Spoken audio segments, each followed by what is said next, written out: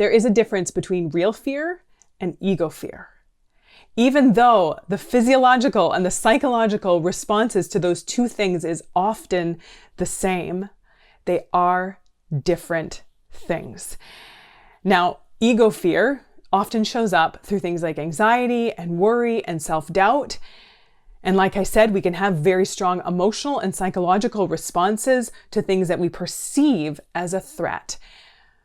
But I'm going to talk today about why those things aren't actual threats, why it's ego threat, why it's coming up through ego fear, and what we can do to manage this so that we don't have to be struggling so much with things like worry, anxiety, and self-doubt. If those are things that you do struggle with, you're going to get a lot out of this one today.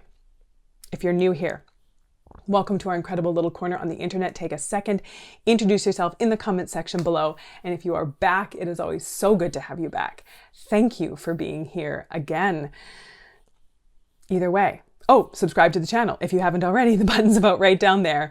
And if you don't know, my name is Julia Christina, and I am a registered clinical therapist, a researcher, a coach, and the creator of my membership group program, The Shift Society. You can get more information about that in the description below.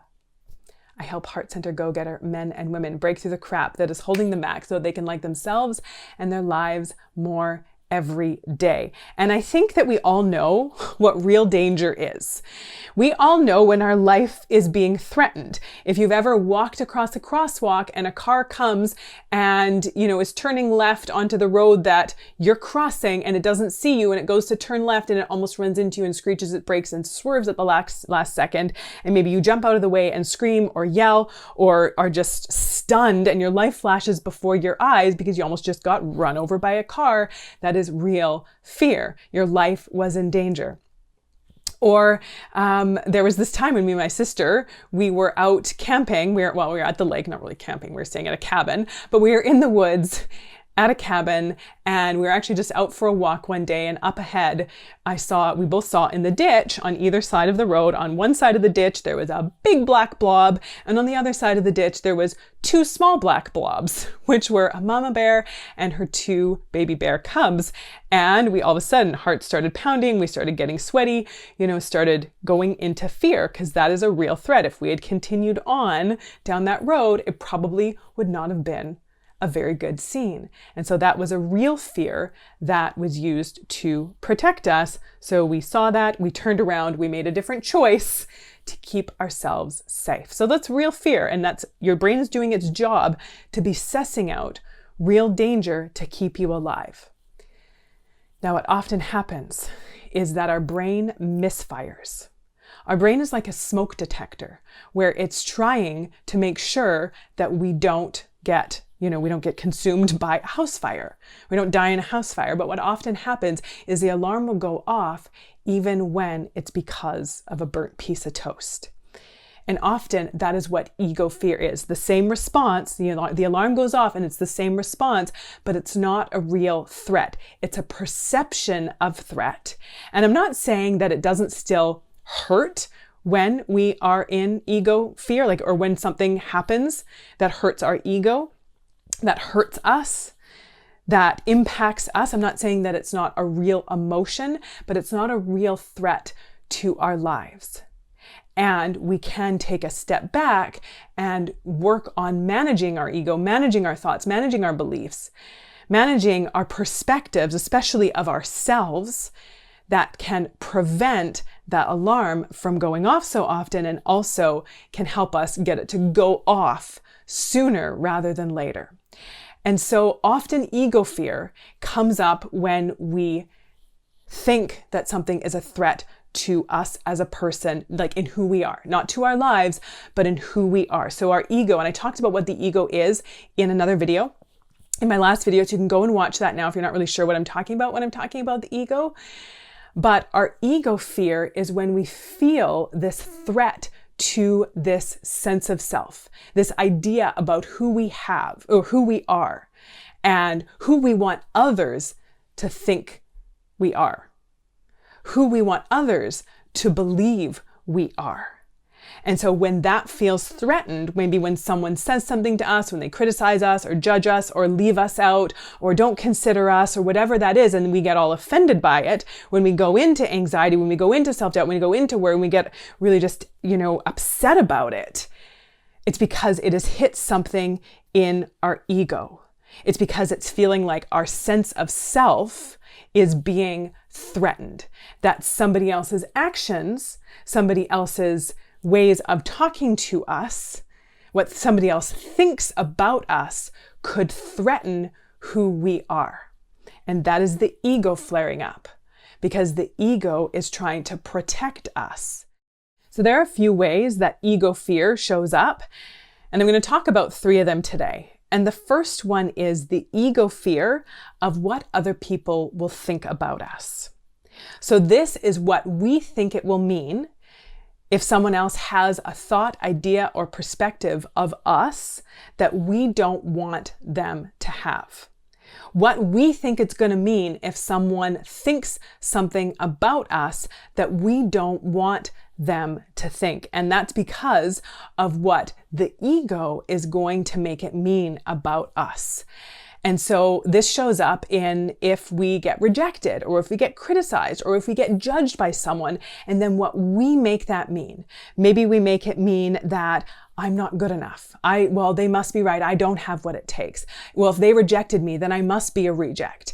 Or if they didn't do this thing, then it must mean that I don't matter, that I'm not good enough. So our ego is really about evaluating what somebody else does or thinks or says, and what the ego is making it mean about us. And so that is ultimately what we fear. We don't really fear what other people think or say about us. We fear what the ego is going to make it mean about us.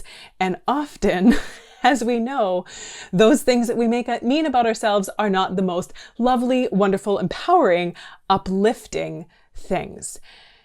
And so then what we try to do, what the ego tries to do, is tries to control other people's perspectives, control other people's opinions, control other people's ideas about us by pretending to be someone else, by rejecting, neglecting, or abandoning ourselves to try to become someone that we think other people will like and approve of, so then we can feel good about ourselves. The ego can feel good.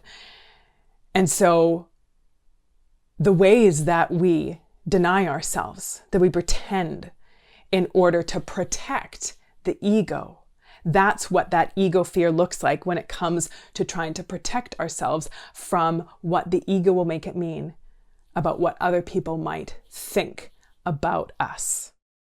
And then another way that ego fear shows up is when we feel threatened by another person who thinks or acts or lives differently than us.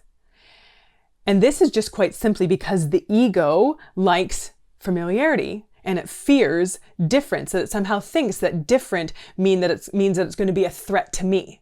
Even if it has absolutely nothing to do with me, someone doing something different than me threatens me in some way. Because again, we talked about that the ego is all about me. The ego is all about how things impact me. And so the ego thinks that if someone has a different idea, a different belief, a different perspective than us, then it's somehow going to threaten our own.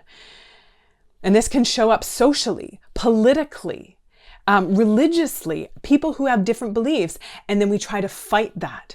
And because the ego likes to be right, the ego feels safe in being right. And so the ego thinks like in order for me to be right, then everyone else has to agree with me, that everyone else has to see things like me, everyone else has to understand things like me. There can't be room for different truths, different ideas, different perspectives, different beliefs. The ego gets threatened by that and goes into fear and has this fear response that somehow different is a threat. And then the third way that ego fear can show up is when it's feeling threatened and we deflect all blame from ourselves and put it on to someone else. So in the first way it shows up, we talked about how we overblame ourselves. And now here, these are for those times when we overblame, or the ego overblames someone else. So how someone treats us, how someone talks to us, what someone did or didn't do or said or didn't say, and what we make that mean about them. So what this can look like in our practical kind of everyday lives. So let's say that you go to ask your boss for a raise and you tell your boss that you want a raise and your boss says no and denies you that raise. And so in the first example, we would go into that self-blame and think, oh, I'm a terrible, awful person and I don't deserve it and I'm not good enough and who do I think I am? And then in this example, with the deflection of blame, the ego would go into self-protection by overly blaming that other person and say things like they're a terrible, awful person who is an idiot and doesn't know what they're doing. And so anytime we deflect from ourselves and label somebody else and sort of put somebody else in a box and draw conclusions about somebody else, that is about ego fear. It's about protecting our own ego. So just starting to understand, just starting to pay attention, just starting to recognize what our ego tries to get us to believe. The ideas and beliefs and thoughts that are not helpful, healthy, serving, or productive, and being able to take a step back. And this isn't about judging ourselves. Again, it's the ego that does the judging. And so that's not helpful. This is just about observing. This is about noticing. This is about learning, like I talked about in the last video. How to do ego work is how to separate ourselves from our ego, to be able to observe what our brain is doing, what our thoughts are doing, how the ego is showing up. And then you can go watch that other video that talks more about doing the ego work. But for now, we're just going to learn, and we're just going to start paying attention to what is a real threat, right? The things that are dangerous, that are actually a threat to our life, versus what is a threat to our ego, to our sense of self. And are those things actually true? Are they actually a real threat? Or is it just because of these made up beliefs that the ego has created? In the next video, I'm going to talk more about how to tame the ego, how to integrate the ego, how to keep the ego from taking us over. So stay tuned for that. And also, if you want to start just understanding this concept more about not getting caught up in our thoughts, not getting so reactive and triggered by stuff, then I highly recommend getting my free 10-minute guided mindfulness exercise. That is in the description below. It's a 10-minute guided audio it's free, and it's going to really help you learn how to separate yourself from your thoughts, from your ego, essentially. And then also, this is the deeper work that we're doing in the Shift Society. So come and join us there. You can get the link to that with more information in the description below. This is the work that we're doing. This isn't overnight work, but this is life-changing work. So come and join us there. Like the video, share it out, subscribe to the channel if you haven't already. Let me know your thoughts in the comment section below. And as always, take good care.